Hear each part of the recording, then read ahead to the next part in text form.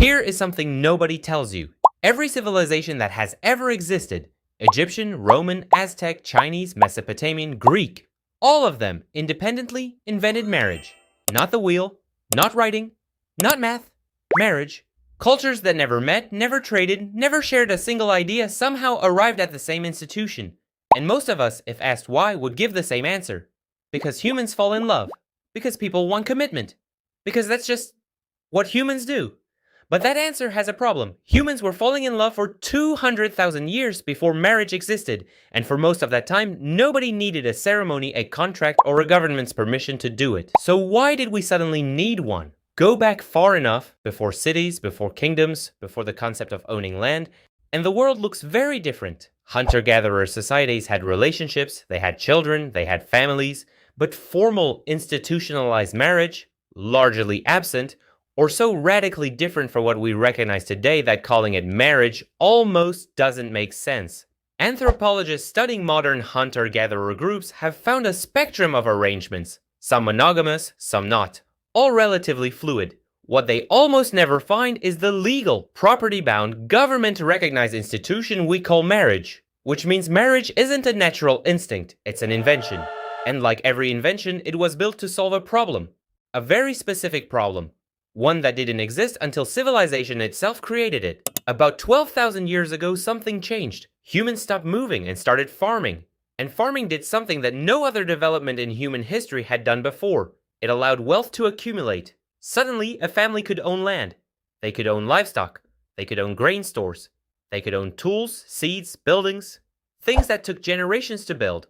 And that created a question that nobody had ever had to answer before. When you die, what happens to all of it? In a nomadic group, this barely matters. You can't carry much. Wealth doesn't really compound. There's no estate to settle. But the moment you plant crops in soil, you have something permanent, something valuable, something your children will need, and that one shift from moving through the world to owning a piece of it made inheritance the central problem of civilization. Think about what inheritance actually requires. You need to know who your heirs are. Specifically, you need certainty. A mother always knows her child is hers. A father, in a world before DNA testing, does not. This asymmetry, invisible for hundreds of thousands of years, suddenly became catastrophic.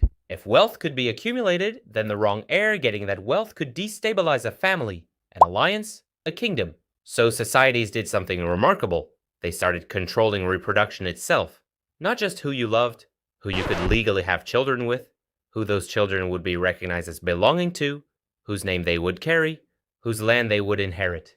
Marriage in its earliest forms was essentially a paternity contract, a public declaration that said, this woman's children belong to this man. These are the legitimate heirs. This is where the property goes. Marriage was not designed to make people happy, it was designed to make inheritance predictable, to decide who inherited land, who inherited wealth, who inherited power. It sounds nothing like love. That was the point. For most of human history, nobody expected marriage to be romantic, and if that sounds strange, it should. Because somewhere between ancient farms and modern weddings, humanity transformed one of its most practical institutions into one of its most emotional ones. The question is, how? Look at the earliest marriage laws we have, and we have them in writing from ancient Mesopotamia nearly 4,000 years ago. And love is not mentioned once. What you find instead are clauses about property division, about what happens if a wife dies childless, about what a husband owes a bride's family, about the legal status of children born outside the arrangement. Marriage was a contract between families, often between entire political dynasties. The two people getting married were almost incidental to the negotiation happening around them. Consider what happened in 1477. Mary of Burgundy was 20 years old and had just inherited one of the wealthiest territories in Europe. France wanted it. Neighboring powers wanted it. Europe expected a war. She got married instead. Her marriage to Maximilian of Habsburg transferred the Burgundian Netherlands to the Habsburg dynasty without a single battle. No invasion, no siege, no war.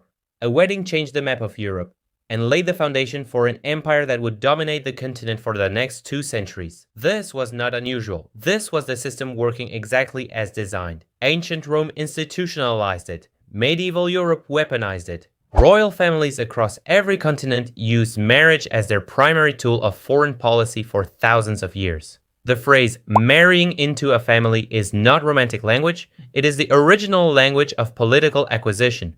And this is the part that reframes everything. Marriage wasn't created to celebrate love, it was created to manage power. It is, at its core, a technology. A social technology built by civilization to solve the problem of organizing wealth, legitimizing children, and stabilizing alliances across generations. But social technologies have side effects. When you build a system that controls who can legally have children together, you build a system of exclusion. Those outside the institution, children born outside marriage, women who didn't have access to it, communities denied its legal protections, were systematically disadvantaged. For most of history, a woman's entire legal and economic existence depended on her marital status. She couldn't own property in her own name, couldn't sign contracts, couldn't inherit independently. Marriage wasn't just a social expectation, it was the only legal mechanism through which she could access wealth at all. The institution created to organize property ended up becoming a property arrangement itself, one in which women were often the property being arranged. That's not an accident. It's what happens when a legal system built around inheritance writes women out of the inheritance. So when did love enter the picture? Slowly, and very recently.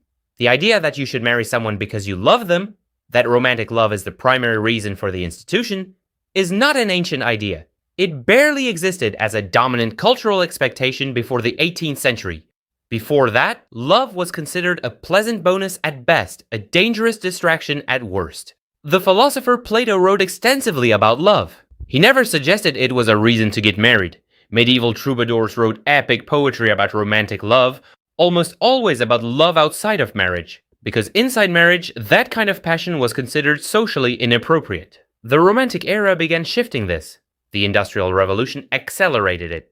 As economies changed and individuals could earn their own wages rather than depending entirely on inherited land, the financial logic of arranged marriage started to weaken.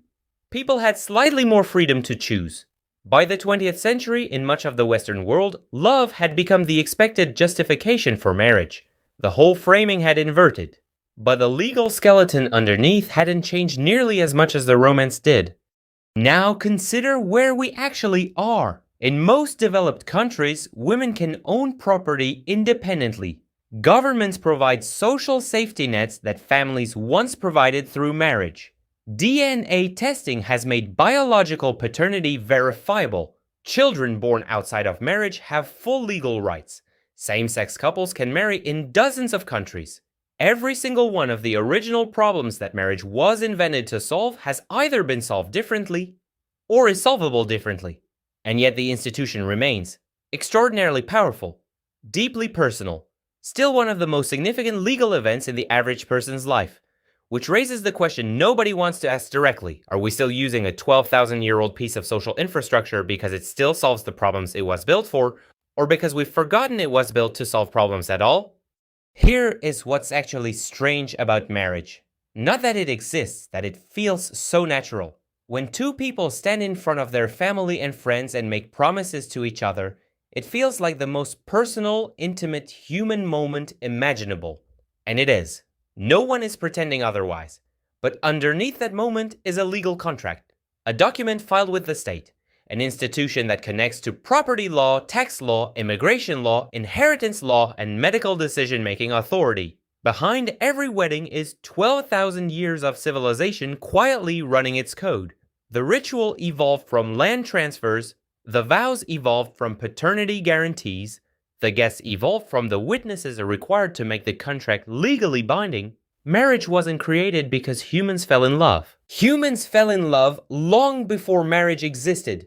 They will fall in love whether marriage exists or not. Marriage was created because civilization needed a way to organize itself, to decide who owns what, who belongs to whom, who inherits what, who gets to make decisions when everything falls apart. It solved those problems so effectively and embedded itself so deeply into culture that we stopped seeing it as a solution at all. We started calling it love. And that might be the most remarkable thing civilization has ever pulled off.